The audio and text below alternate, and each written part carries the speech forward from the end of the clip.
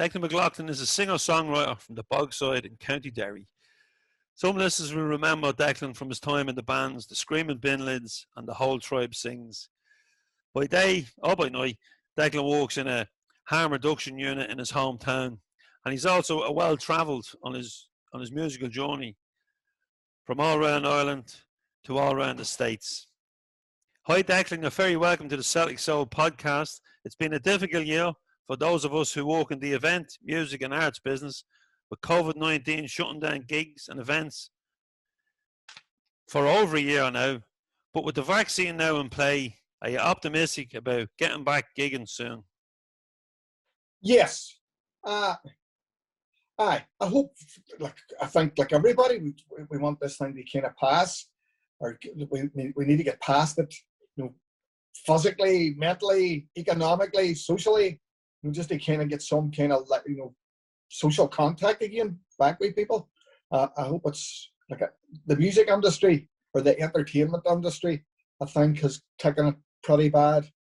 But as far as writing and stuff like that goes, I have just kept writing, kept recording, kind of give me a bit of space where I didn't have to worry about going out the. See, I have a wee job, so I'm not feeding myself through my music. Thank God, or I'd be a lot funner. You'd be hungry. Oh, so I've tried to use the time constructively. That's what I'm trying to say.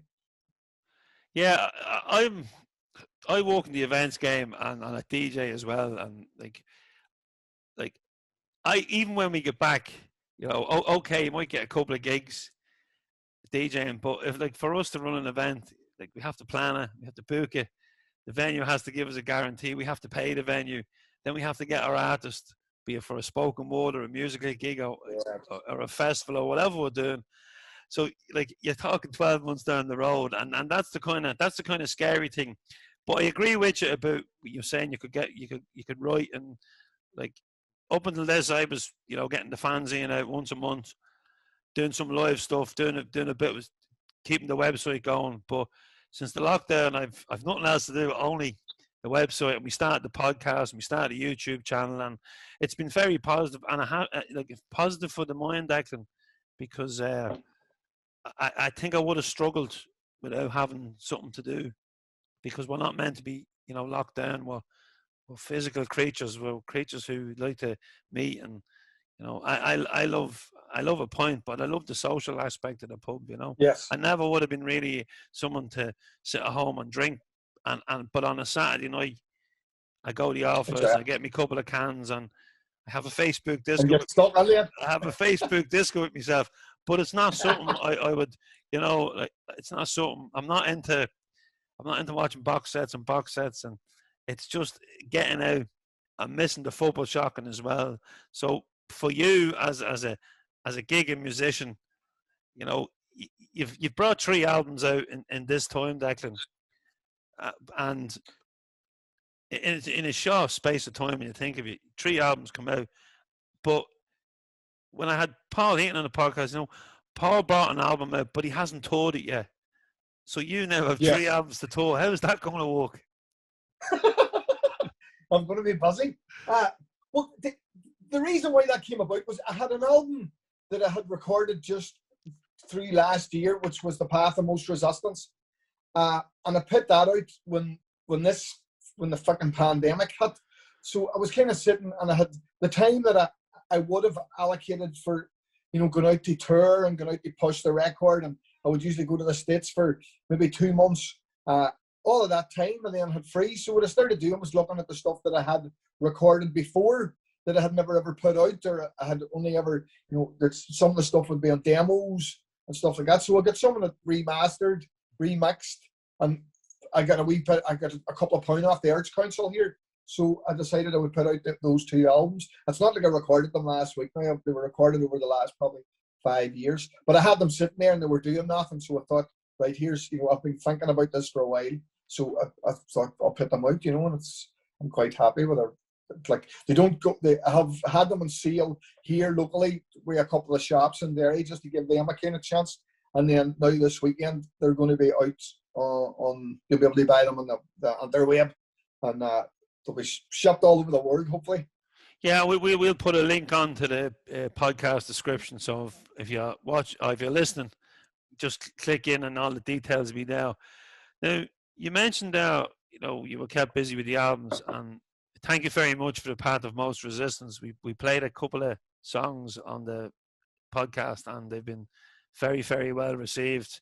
And I hope we've introduced a few listeners to your music.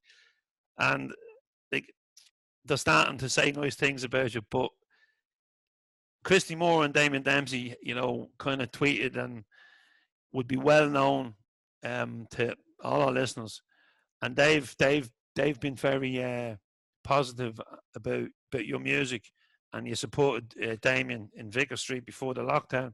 So tell us a little about that release, and like you said, you can't go out on the road to promote it, but you will be able to now. See the other two albums, right? Tell us a little bit about that. I still think that's the new album, but the two albums that you've just released, some of that stuff you're saying is 5 years ago.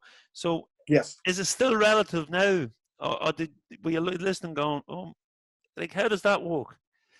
Well, maybe I'll kind of give you a rundown. I don't know, maybe if people know something about my kind of musical background. My father was a musician. He played in the kind of show bands. He was in a band called Leroy Brown. And my mother was a singer. So I kind of grew up in a working class house where my father performing was the main source of income in the house. We were working class. So I kind of grew up surrounded by music. And then as a teenager, started playing in bands. And then maybe around my kind of late teens, like after the hunger strikes, I started to realise that there was stuff going on around me that I was in my early teens then. And by about 1985, 1986, things here had deteriorated that bad that I was kind of surrounded with it. And what happened was my music, as I was kind of learning and playing music, I started writing about the stuff that was going on around me.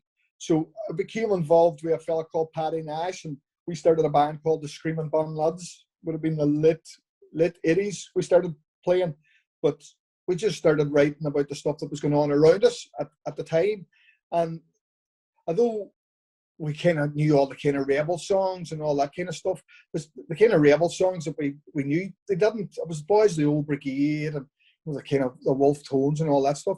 So we started writing, like I say, about fucking glue sniffing or the army raiding your house and stuff like that. And the reaction to it was kind of positive, because I think for a lot of other people growing up here in the town, we were singing about stuff that they could relate to as well, about the dole and box clerks, and like I have a song called Fine Day that people kind of say it's the unofficial anthem of the town, but it's about taking drugs and signing on. So then after the Screaming Bun Lads, kind of by the 90s, things had changed musically. We had got a lot better. The Screaming Bun Lads, for people who understand or out of this community wouldn't understand the kind of reference to the Bun Lads, but outside of Derry and parts of Belfast, people wouldn't have got it. So we kind of changed the lineup a wee bit and changed. We didn't change the material. The material was still the same. We were still singing about what was going on, but we had a fella from Belfast called Tomas McShann joined us. He was a trumpet player, and we kind of formed the whole Tribe Sings. And we got a number of kind of offers of record deals and stuff like that in the States, and we decided to go over there because Guinness were using one of our songs in an ad. So we went over and spent the guts of maybe 4 years touring around America. And then I think because of the internet, because of like we were there when 9/11 happened, we kind of decided it was time to, we were kind of tired at that point, so we come back home and I just kind of kept on playing and recording stuff. And as I bought more equipment, like what I always done with the money that I was making out of the music, I always tried to reinvest it back by buying equipment and trying to get better equipment. And so what I've been doing is over the years, I've been buying wee bits and pieces of recording, and I have kind of set up a wee studio in the house. And like I say, over the last 10 years, with a lot of help from other people, I've been able to record these albums and put them out kind of cheap. And, I'm not worried about a record label or anything like that. I just do it on my own time. And so that's how you kind of got to this point. So the last, sorry, to answer your question, the two albums that I have just put out, one of them is called Breakneck Steps, which people from the waterside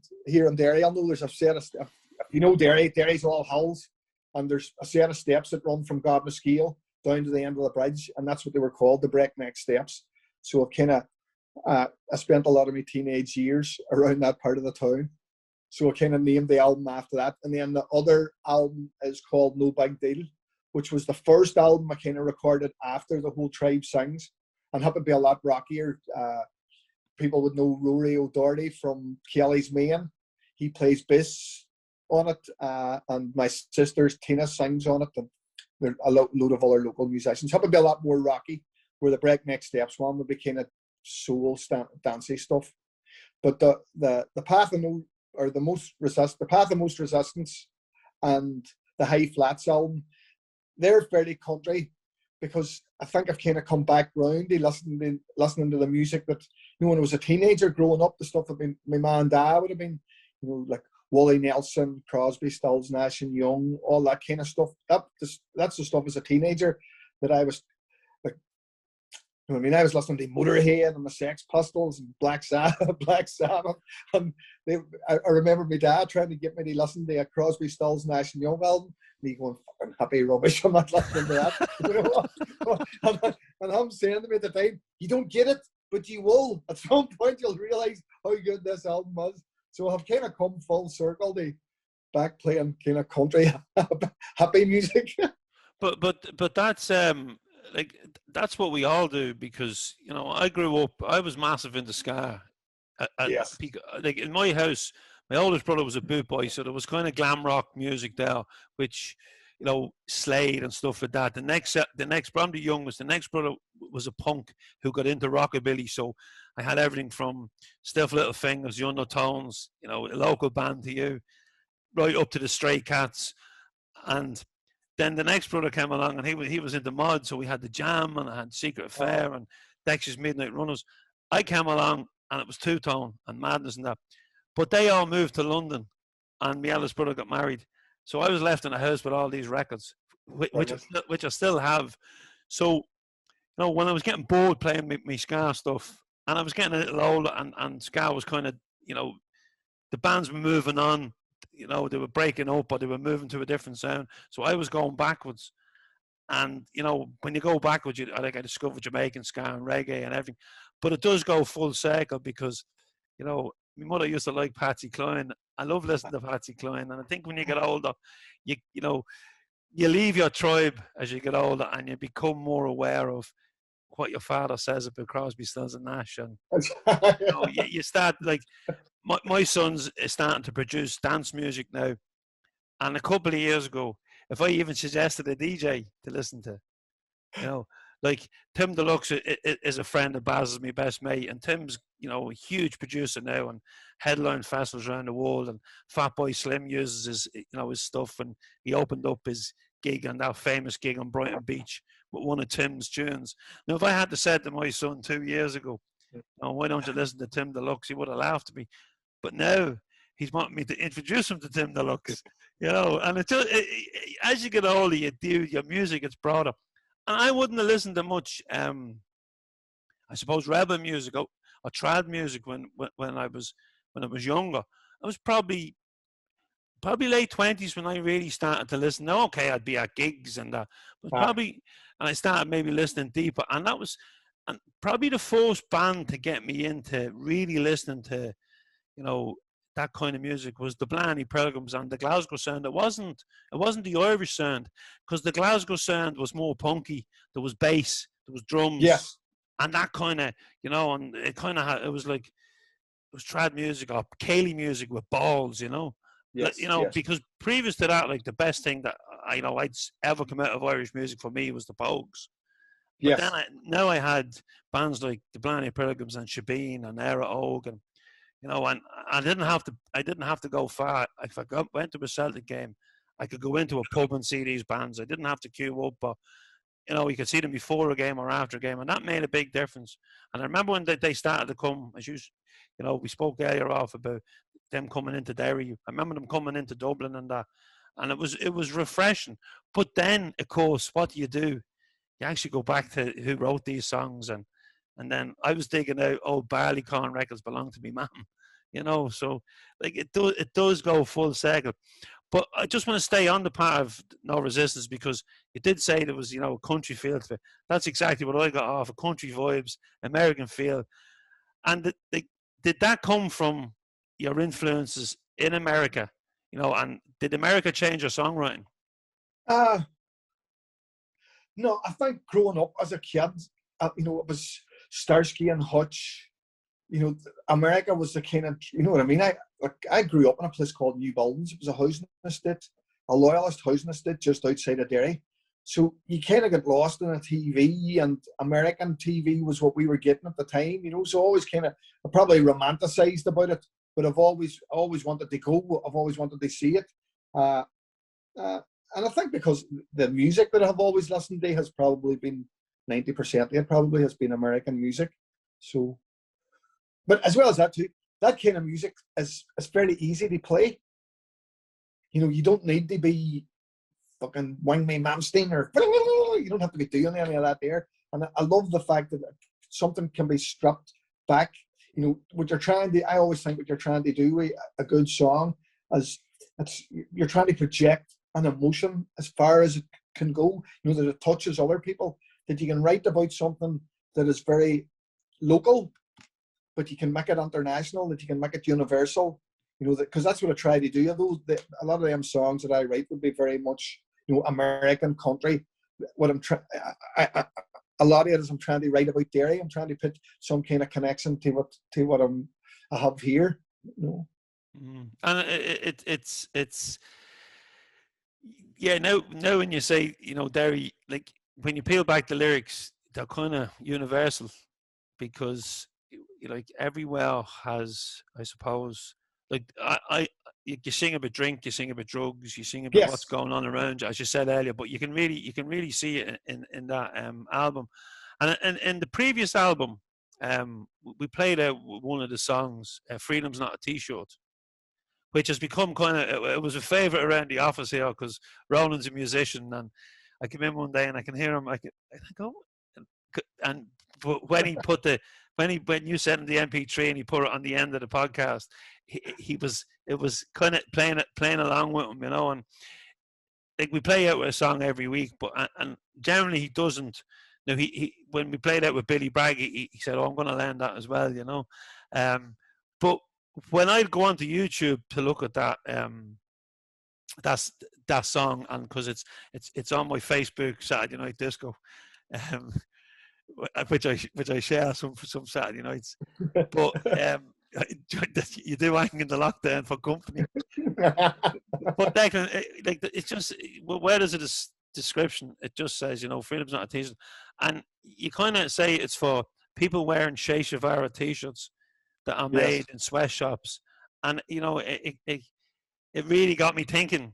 And just tell us a little about that song, will you?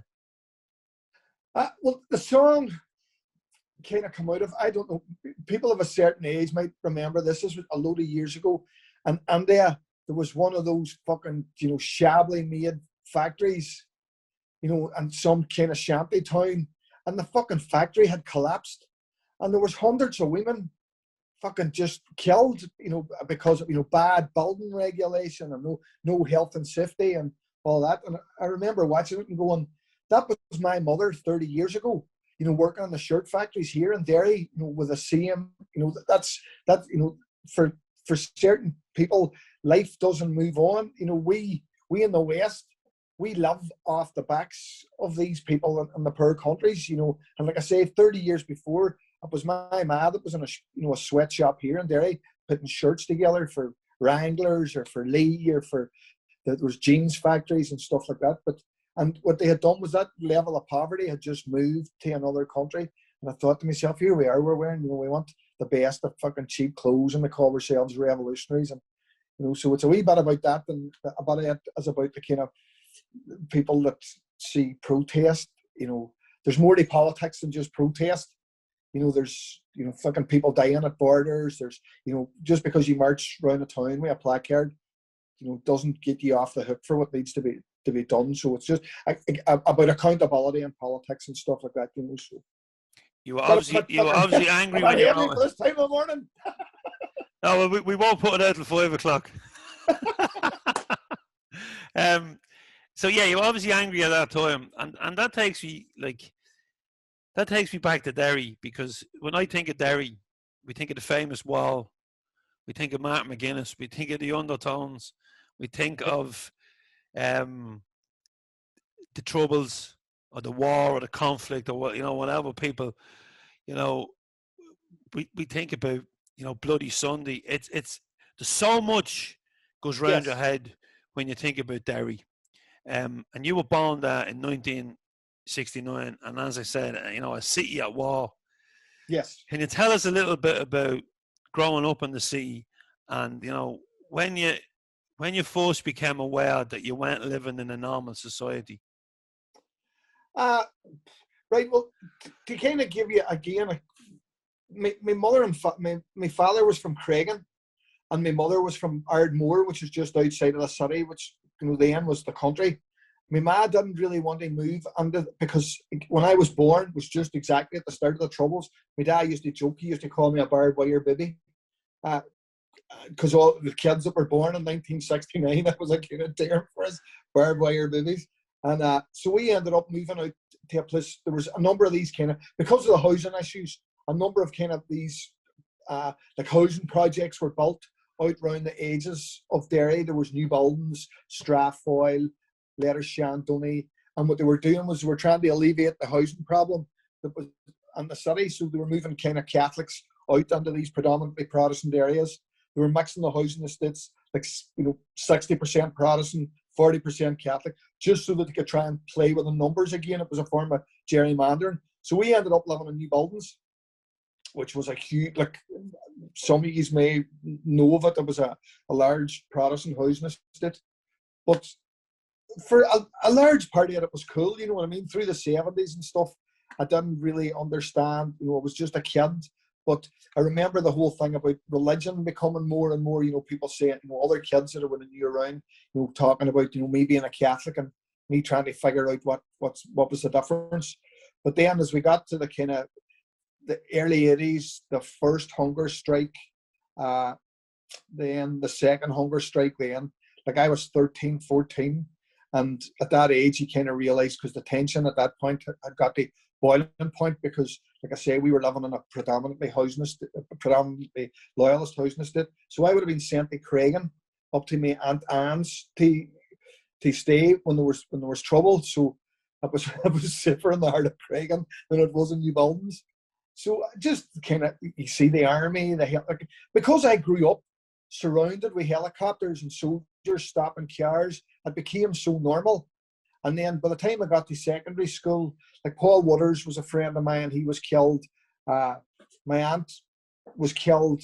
I had a cousin, John Stars, who was killed. So it was just normal stuff that you had relatives in jail, or so it was only when I became older that I realised how abnormal all of that was. But I suppose in the middle of it all, it kind of politicised you, and you were seeing it up close, that the army, the helicopters, the injustices that was going on. People were being killed on a regular basis. People within side of this community, we knew that the police and the paramilitaries were working together to kill people. But when you says that outside of this community, people looked at you like if you were a conspiracy theorist or something like that. When we knew it was going on. So that growing up kind of became involved in the movement and the kind of 90s, late 80s, 90s, just selling newspapers, collecting PDF. And then the kind of Bloody Sunday Justice campaign began, and I kind of got tore under that. So I've kind of been part of the Republican community in Derry since since I was a teenager. But like I said, then in '85, when we had to move out of New Buildings because the Anglo-Irish agreement was signed and things got bad again. So I moved from New Buildings on the Bogside, and I've been here since. And did you move with your family? Yes, we had to move out things. Like I say, at that point, I knew that there was stuff happening, but we kind of lived outside of the town. I didn't really understand what was going on. And then they started targeting, the few Catholic families that were in that area. Up and down all over the north, Catholic families were being attacked. And I'm not too sure if it happened the other way around, because I don't think the Catholic population was that cared that much about it. But we ended up having to move. The house was attacked a number of times, and I think at the time it was one of the biggest civilian population movements since the Second World War, because it happened right across the north. And did it make you feel bitter? No, not better, because like growing up in new buildings, our neighbours were Protestants, working class, and I seen they weren't sectarian. They didn't care if they treated me and my family just like anybody else. So for me to kind of move into the town and say that I hated Protestants or I couldn't. My neighbour, the woman who lived next door to us, was a woman called Mrs. Piper, and she was Church of Ireland, and she would give God a conscience. She was that good a woman, so I couldn't put my hand on my heart and say that I dislike anybody because of their religion. I'm not that fussed in any religion, but I'm not going to hit anybody because of their religion. But I seen it for, like I say, at that stage when it became politicized, you kind of realized that this was, that there was more to it than just Catholics and Protestants squabbling over the head of a piece of land, but it had to do with British involvement in Ireland and how long that had been going on. And, the fact that we're at a point where we're arguing we're neighbours over the head of the Irish language or street signs, it shows you how twisted that they have left us, that we're fighting with one another when we should be looking at the health service or unifying the island, the education of our young people. That's the stuff that we should be out fucking marching about. And what would you say to those old neighbours and those the people from a different community or a different, I'm not going to say religion, but a different branch of I suppose the working class family, because at the end of the day, they need housing, they need jobs, they need education, the same as, you don't get it because of a certain religion. But when I look in from the outside, I see Catholics in the north and nationalists, getting educated, education. And when I hear people like Billy Hutchinson talking about the community he represents, it's, he's saying, oh, they've been left behind and they haven't been, but it is, the key to it all is education. So, and now we have Edmund Poots, and I don't want this podcast to become a political podcast, but we now have Edmund Poots who could put that community decades behind, not years, decades, as the face of unionism up there now. When I'd be looking, if I was a youth up there and I couldn't get a job or my family couldn't get housing, he would be the type of person I would be looking towards for leadership. And but I don't see that. Whereas I do see the majority of people up there buying in to nationalist politicians. They may not agree with them, but they believe them, and they may not have believed at the start of the Good Friday Agreement that this was the best case. But I think when you look, even if people look in from the outside now, you're close to a border pole. United Ireland is on the cards, like an independent Scotland is. Now, what that Ireland looks like, what does Declan McLaughlin, who's written about all this and sung about all this and sung about social issues, what does he say to these kids from different communities now? Well, for one, it would be that we're in a position that we have never ever been in before, where we can plan, we could sit down now and say, what do we want on the island of Ireland? If you want to be British, you can be British. The same way that somebody living in Spain who's from Britain can say that they're British or say whatever they want. But we need to look at the island as a whole and how we build it in a way that it defends and supports everybody on the island. There's only 6 million people on this island. And if we can't resolve the fucking issues that we have now at the minute, there's something bad. There's other people pulling strings. What I would say to the kind of to unionist working class people, who are basically the same as myself, is this is a chance for us to set right all of the fucking shit that has happened in the past and give our wains and give the future a chance, to be something that it's not. I think most people would be, if they were told that the island was going to be there to look after them and that they had a stake in it, then I think, most people would buy into it. I just hope that working class Protestants, like you say, I think they've been sold a pup, for the majority of the kind of Catholic nationalist population. That idea of a united Ireland is on the cards, is now something that, it's inside of our kind of mental framework. It's not like, if it's going to happen, it's when's it going to happen and how's it going to happen. And I think the unionist leadership they've been denying this. They should be saying to working class Protestants, look, this is the best deal that we're ever going to get. If we want to negotiate, we need to negotiate now, because in another 3 or 4 years' time, we are not going to be in a position to negotiate anything. We will be that small that we will just soldier on without them, But I hope, I don't even think that'll happen. I think that I think we need to look at new ways of kind of social governance. I think that, just taking what the Brits have already done and replicating it, I don't think it works. I think we to a certain extent, we have to non-colonize our social interactions, our politics. How that would happen, I think probably 4 provinces with a central government in Dublin. I think it's all there to negotiate. That's very interesting, because I kind of thought, that I thought maybe there would be 2. There would be Parliament in the 9 counties maybe, and then Parliament in Dublin, until eventually they would merge. There'd be transition period, like something like Hong Kong or something like that. Yes. But look, it's all it's all I suppose to play for everybody. Now in Derry, you are not a Celtic fan. You're not a Celtic match going fan, but yeah. When Celtic fans came to Derry and when the bands come over and that, yes, that's when you became aware that maybe you were aware before that, but was that when you became aware of that? Celtic was much more than 11 men running around after a ball on a Saturday afternoon.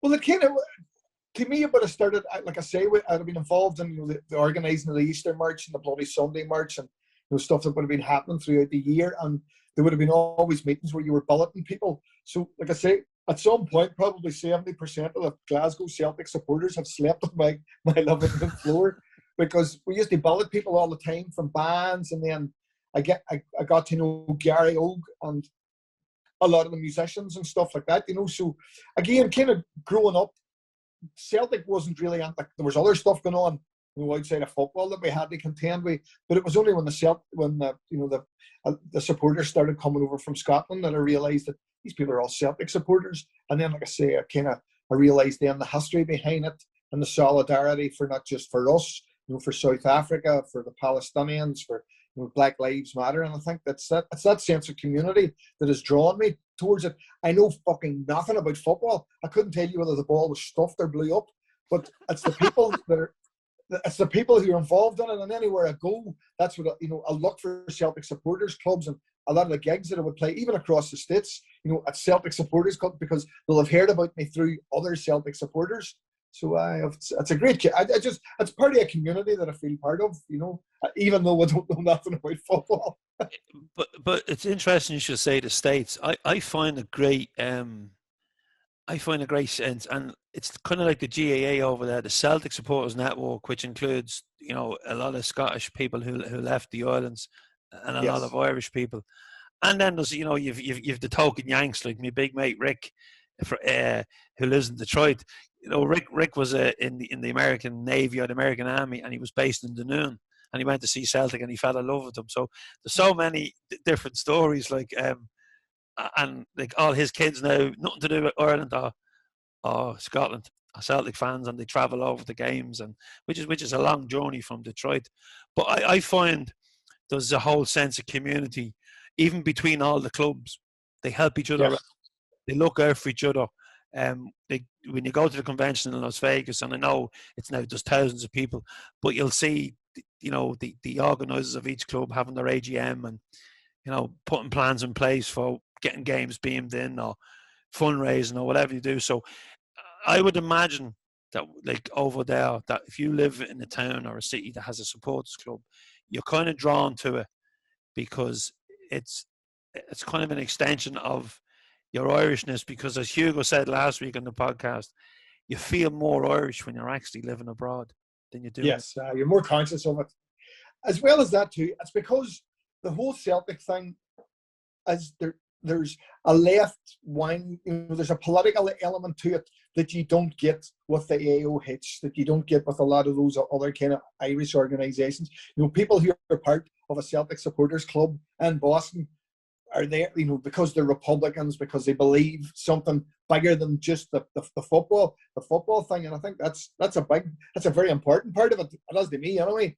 Like I say, one of the first times I was in New York, somebody says, "Look, we're going to Rock. There's a Celtic match on in Rocky Sullivan's." When Rockies was up in Lexington Avenue, and we went at like 7 o'clock in the morning, and like the whole of New York was people shuffling about going to work, and you opened the door and looked into Rockies, and it was like looking into hell. It was just I was like, close the door again and stop and open it. And Rockies used to be like that, and it was like hundreds of people jammed into a bar to watch a football match, and no aggro, it was all just good humoured people, that wanted to be with one another and support their team, and and all that meant, So that always, like I say, it has attracted me, because I kind of think, right, and it's also a very working class thing as well. You kind of get for your muckers, your football team, your politics, get drunk and have a good time, So it's. But Rockies used to be good in New York. Now the Celtic supporters. I've had some great stories about different bars. I have a brother that lives in upstate New York, and he often would go down to a bar. But the lad that he would have been down to is I think he was deported, so he was illegal over there. So I don't think he goes down anymore. But he did. He would have told me a couple of good stories about. I think that was the Fenian boys. I think he used to go down. I'm not 100% sure. I'm not 100% sure. Now listen, we mentioned America. We mentioned Derry. But while we're in America, just take me back to gigging over there, because Johnny Vaughan tells me that you played in his pub one night, and he said a lot of the people that turned up, the Irish community, were expecting a rerá agus a rúla búla. And in his words, he says, like he walked in with the band, he says, and they blew the fucking doors off the place. That's a gig I would have liked to be at. That's when the whole Tribe Sings we were kind of full swing. We had kind of mixed Irish folk music, ska, reggae, punk, kind of guitar, the garage band. We had merged all these type of musics together, and although we were singing again about kind of fairly heavy issues, we done it in a way that people could dance. Because to me, it was always if you're playing music, you're there to entertain people, and you have to give people a wee. You can't. I'm not fucking Van Morrison, where you can just stand and you just do it. To me, it's about you have to interact with the audience. You have to fucking give them something. So I think we were very, very good at that. And what happened was we couldn't get fucking arrested here. Like we were jamming the bars in Derry and Belfast that we were playing in. We were ramming them out the doors. People kind of got onto the sound that we had. But we couldn't, record labels, nobody would touch us. We couldn't get fucking, like I say, we couldn't get arrested because of what we were and where we came from. So Guinness were looking for a song. They were launching Hart Lager in America, and they were looking for a song, and they heard we had a song called Happy, and they wanted to use it for the ad in the States. So we get paid a bit of money, and we thought, there's no fucking point in us being here. We had enough money to kind of get ourselves to America. So we went over there. We lived in Chapel Hill for a while, the kind of southern states. And then we moved to Bloomfield in Connecticut. And that was how I met Johnny Vaughan.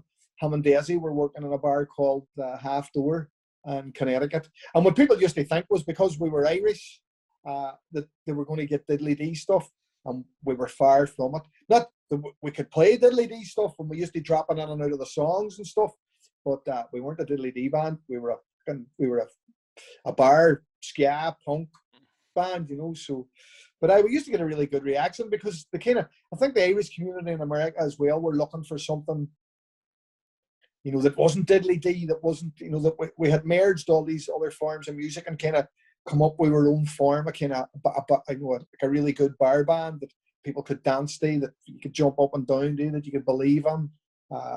So we went down really well, but what happened was we toured and toured. We were there for like 3 years, touring just up and down the I-95, and we signed a record deal with a record label called Valley in New York. And then September 11th happened, and the atmosphere really changed, and the record industry began changing. And it was just at that point in time when the internet was taking over and record labels were closing. And so we kind of thought at that point we were tired.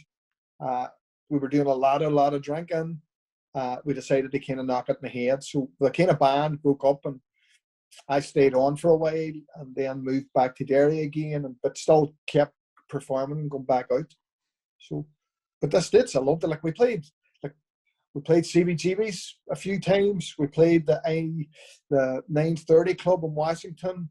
We played the Kennedy Center in Washington. We played all of the kind of big venues up and down. CBGB's, that must have been some buzz. Oh Jesus, that was of all the places that I have ever played. That was after we played in CBGB's. I thought to myself, I can give up now and fucking die happy. You know, and the thing about it was we played there one night and we were on early in the bill. They used to have like 5-6 bands on, you know, so we were on really early. And the guy who owned the place, he's seen us playing and he says, "Do you want to play tomorrow night? I'll give you a better slot. You can move, you know, I'll put you on second last." So we were doing nothing the next night. So he says, "Aye, okay," you know. So the next night we went in and there was us. There was like a heavy metal band called.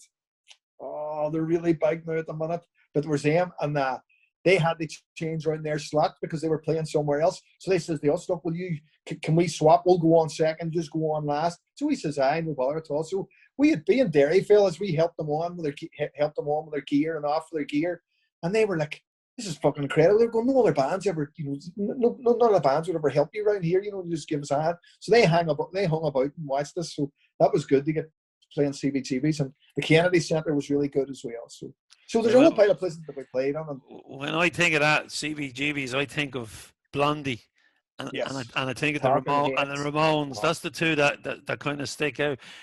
And just off track, did the Undertones ever play though? I think they did. I think they went out and done a tour with a Clash in the States during the late 70s, and I think they played CBGB's. Oh, that would have been a good night. The Clash I must check. I Undertones. know John. I must ask John has he ever played it. But hey, talk about a dirty hole. Jesus Christ Almighty! It was never. It looked like somebody had fucking broke in and tried to destroy the place. But just to stand on that stage, you know, where like, you know what I mean? Fucking the place. Everybody has played it. And like everywhere you go, there's kind of like there's always an iconic music venue, and sometimes they're closed. I used to go to a pub for festivals, for Ska Festival in London, called it Sir George Roby. It's closed now. It's a hotel. They knocked it down and built a hotel, I think, which is a shame because that was a brilliant gig. And then, but thankfully, like Glasgow still has King Tut's, and the London still has the 100 Club. And I always make it my business when I go anywhere to go to these venues, and sometimes you go and the band is crap, like it's not what you're into, but if you can get a band that's half decent or a band you've never heard of. I remember going to see a band called Parker in King Tut's one night, and they were meant to be the next big thing, and it was sold out, a Glasgow band, and a mate of mine was a music journalist at the time, and he said, "Yeah, I'll get us on the guest list," and we went along, and I bought the CD, and I was playing it when I was gigging. I was telling everyone about this band.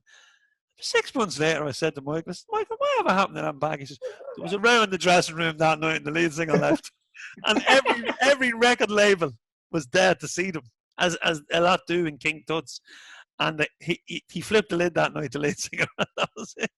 That was the end of it. That's but that happens in music. Yep. Now where are we? Yeah. So the States, and then coming home to Derry, you're still playing music. You're doing a solo thing now, but a bit different than what you were doing. And then, as you said, you're not relying on gigging to be paid because you have a day job.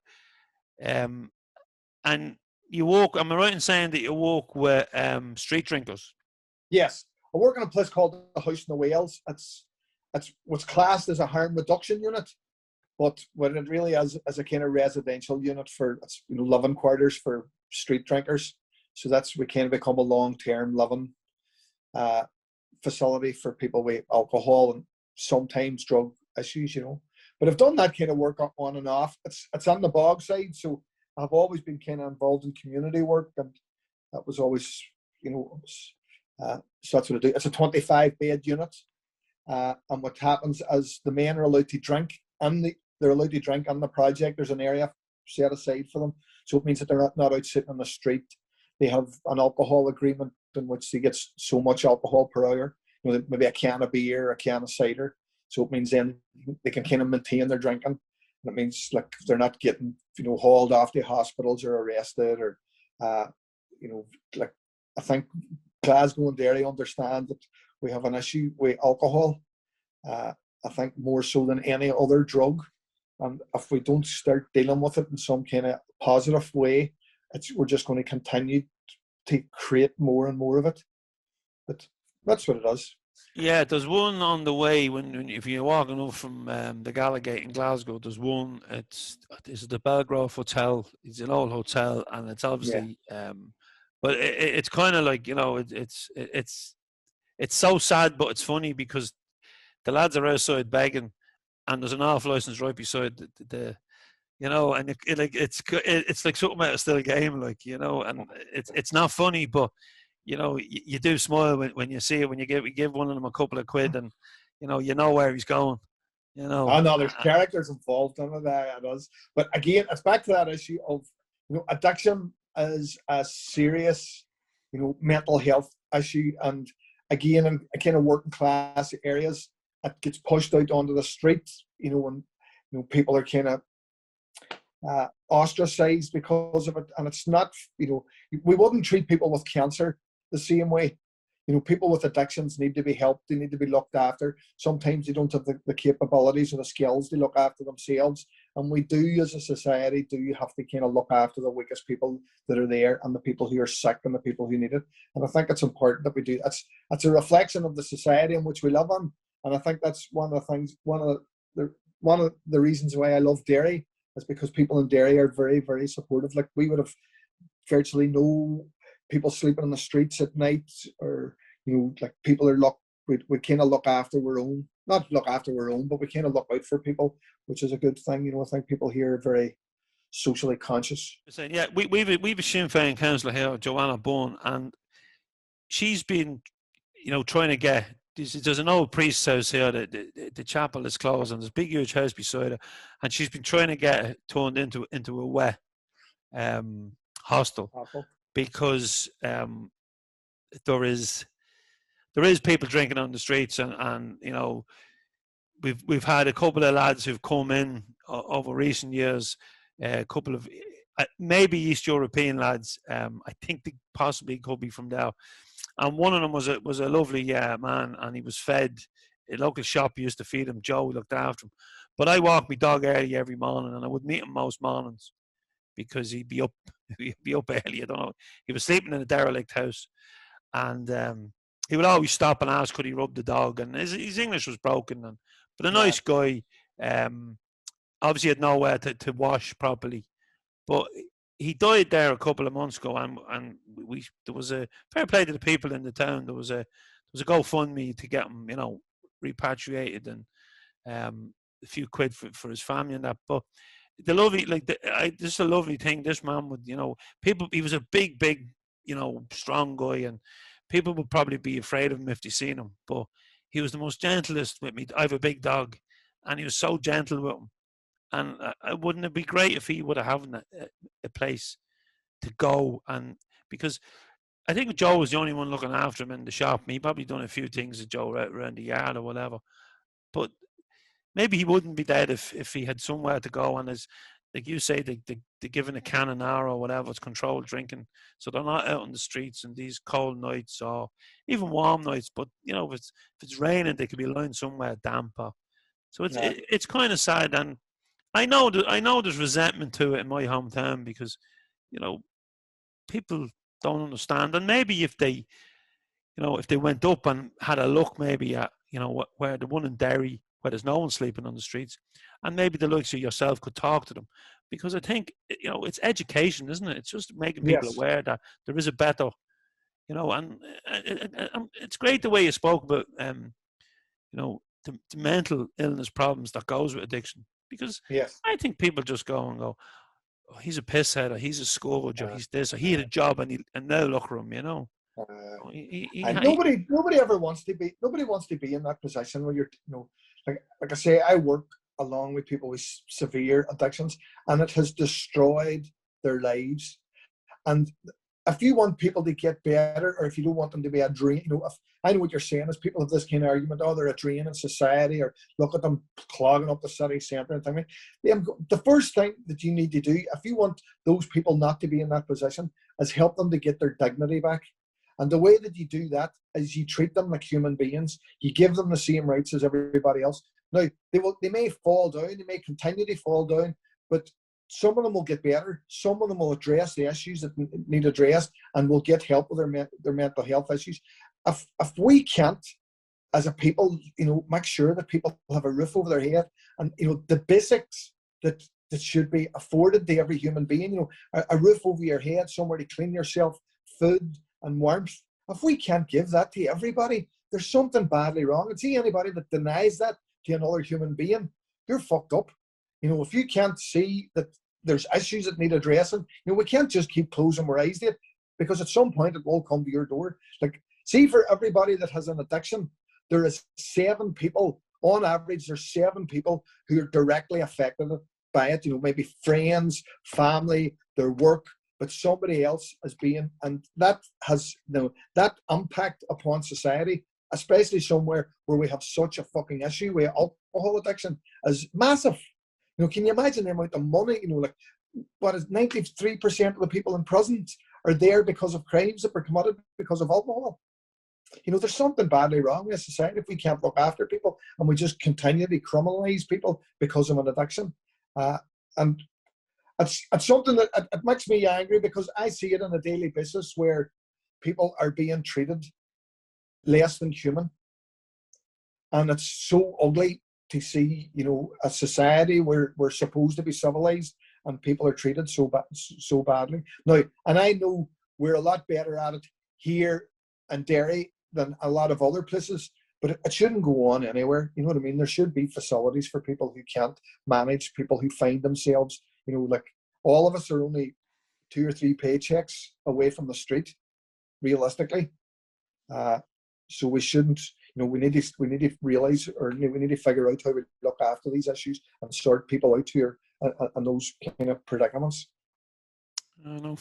Well said, Declan. Well said. Sorry to get so fucking heavy. No, but I know, but like, this podcast is about football, music, culture, social issues, politics. There's no limits to this podcast. Yes. Like, we'd all get very bored if we spent all our life talking about who scored that goal or who didn't score that goal. So and it's hopefully if someone's listening to this, it might change their opinion. If it changes one person's opinion, it's worth recording. A lot of my music comes out of that environment. You know what I mean? I'm saying I sing about people getting out of prison or people going into prison. I sing about drugs. I sing about prostitution, the kind of stuff that I see around me. And I try to put a human face to it so that it's not just somebody else. This is somebody's mother, it's somebody's father, it's somebody's daughter who has been caught in a position. Like, people who are involved in the sex industry, you can be fucking guaranteed that if they could have a job as a secretary, or they could be working in a supermarket, or they could be, earning a good, they would be doing that. It's because of the circumstances that they find themselves in, whether it be through addiction, whether it be, mental health issues, or homelessness. People are put into a position where they have to fucking do stuff that society, we push them further and further and further away from it instead of trying to help them. Yeah, and when you think back to Shane McGowan's song, The Pogues, The Old Man Drag, Yes. when you think about what Shane went through himself and the experience he went through, and sure, they'd queue up to shake Shane's hand now, but they wouldn't have when he was a teenager growing up in London, down in Soho. Oh, they would have gladly sent him to the fucking gallows. Yes. They would have gladly sent him to the gallows, the same way that they would do. And this is one, people spend that much time. We're looking down the ways at the people who are further down the ladder from us when we should be looking up the ways. It's the people who are above us telling us that it's the people below us, that it's their fault. It's not their fucking fault. It's the people who we give the power to make the decisions that are supposed to, these people are well paid. They take our tax. They fucking, we live law and orderly lives so that these people are supposed to govern and run the state. And they're not doing it. They're fucking filling their pockets full of money. And the more power they get, the more irresponsible they become with that power. Money corrupts. Money corrupts. Listen, Declan, before we finish up, I have a Celtic Soul time machine. Now, yes, a lot of people that have climbed in there have gone back to football games. A lot have gone back to gigs. Some have gone back to a few other bits and pieces. If I can take Declan back in my Celtic Soul machine to a moment in that musical career, will you take us back? But will you also take us back to a time in Derry that you realised that things were changing? I can remember this probably maybe about 15 years ago, walking through the bog and hearing kids playing and talking to one another in Irish was a big thing for me, because it seemed kids, conversing on the medium of Irish was a big thing for me, because it was one of those, we kind of promote the Irish language and we want our kids to learn it. But this was the first time. Now I see it all the time now, but the first time I witnessed, I kind of thought, there's a sea change. Our kids are now talking the language of their ancestors. Was one. Other things that I just think the change here has kind of been not slow, but it has just kind of prodded along. I remember somebody who was involved with the South African stuff saying, for the powerless, change doesn't happen fast enough. For the powerful, it happens too fast. And it's how you get that change to happen in a way that keeps everybody on side. Now, to me, I don't give two monkeys about the powerful, but I think there needs to be change to keep working class people. We need to feel that we're moving forward. I sometimes wonder if that's the case when I see people's, like how the working classes in Britain are voting for the Tory party. I just can't get my head around it at all. But if I could go back in time to something that, I don't know, I would probably try to look forward. I spend a lot of my time kind of thinking about what I'm doing next or where I'm going. I would rather think further down the line, probably to a point where, we're negotiating what the new Ireland is going to be, that we're, on the whole island of Ireland, what's it going to mean for people in Cork, what's it going to mean for people in Coleraine, and I think of the working classes here in the 6 counties who are fairly politicised, if we could kind of negotiate something that, that people can be Irish, that they can be British, but the island of Ireland has to move forward as one. So I kind of think that's where I would like to be. I want to be part of that discussion. Right, and listen, just stay in that time machine, okay? Because I do want you to go back. I know you're looking forward. I want you to go back, and you've got your guitar, or maybe you have your band with you. If you go back to one of them gigs that you played, and one song that you played anywhere in Derry or America, or because we all have moments in our life where we go, wasn't that just magnificent? What would it be? Where would it be? Where would that gig be? We done the Millennium here in Derry, which to me was probably the the best, not the best gig that we ever did, but the fact that we were headlining here and we're home city for the Millennium was a high point for us. And then where else? We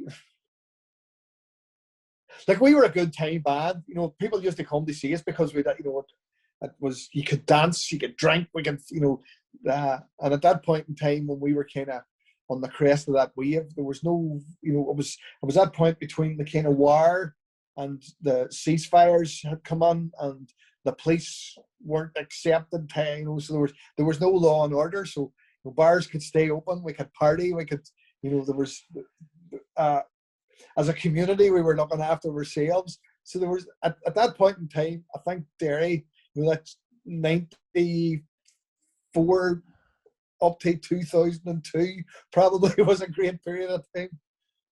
There's a lot of creativity about them as well, you know. There was a lot of great bands in Derry. Did Luke Kelly play in the Bogside during the siege of the Bogside? No, they had the Fla here, and they had the Free Derry Fla in 1969, and Luke Kelly come up, the Clancy brothers come up, and there was a big festival here, which is, they have kept it going. They still have it every year. That's now the Gas Yard Wall Fella. Sounds amazing. Yes. That, you know, in all the chaos, you know, to hear the late great Luke Kelly perform and the Clancy brothers in your hometown and in your home area, you know, for those lucky enough to be at that, it must have been so surreal because what was going on around them. Yes. You know, well, Declan, it's been absolutely brilliant to get into your Celtic soul and to hear about Derry City that you obviously love. But we're looking forward to seeing you live. We're looking for, hopefully you'll come to Drogheda and maybe Dublin. And the last time you were in Glasgow, I missed you. You played on the Thursday night and I didn't roll into the Friday morning. That's great. So hopefully we'll catch it, because I know Hilly and Bill Kiley and a few of the boys they've been kind of bumming up your album. So and then new fans. So I know they're looking forward to seeing you. And would there be any chance of getting this band back together? Because, you know, when we come out of COVID, we'll be looking for something. We lost a year of our lives. Well, one of the guys lives in America. We're scattered all over the place, and everybody's kind of doing their own thing. Now, there's chat. Well, we'll see what happens. Never say never. Never say never. If there's the right amount of drugs and money, anything is possible. So it's very rock and roll. Okay, Deg, I'm just going to finish with that. And listen, thanks a million. It's been a pleasure having you on. Thank you.